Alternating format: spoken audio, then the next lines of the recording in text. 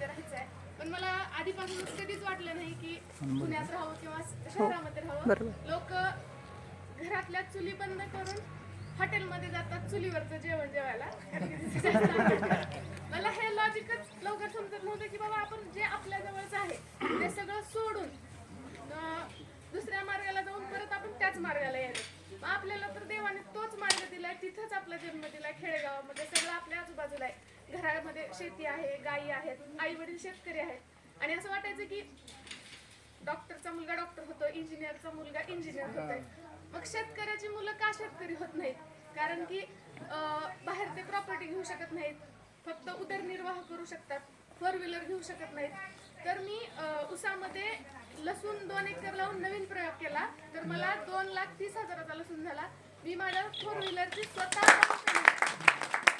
म्हणजे असं नाही की शेतीवर फक्त उदरनिर्वाह चालतो, स्वप्न पण पूर्ण होतात. फक्त आपण थोडीशी दिशाभूल झाले.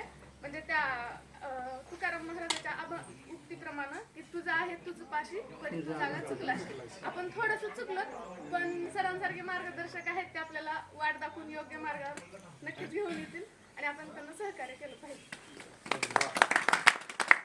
आणि सरांना असं वाटतं की आपल्या मुलांना इंग्लिश स्कूलला जावं किंवा चांगल्या ह्याच्यामध्ये शिकावं. मला काय म्हणायचं, आपला मग जन्मच आपण इंग्रजाच्या कुठेतरी अमेरिकेत इंग्लंडमध्ये झाला असताना देवाने आपल्याला दिलंयच मराठी भाषेत जन्माला, मराठी घरात जन्माला. आपण आपलं सोडून दुसऱ्याचं कल्चर का स्वीकारायचं?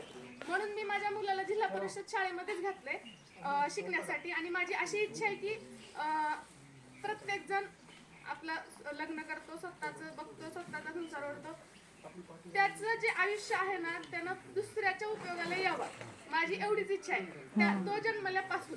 त्याच्यामुळे मी आतापासूनच त्याला असे संस्कार, मग आधी मला ते नॉलेज असलं पाहिजे ना.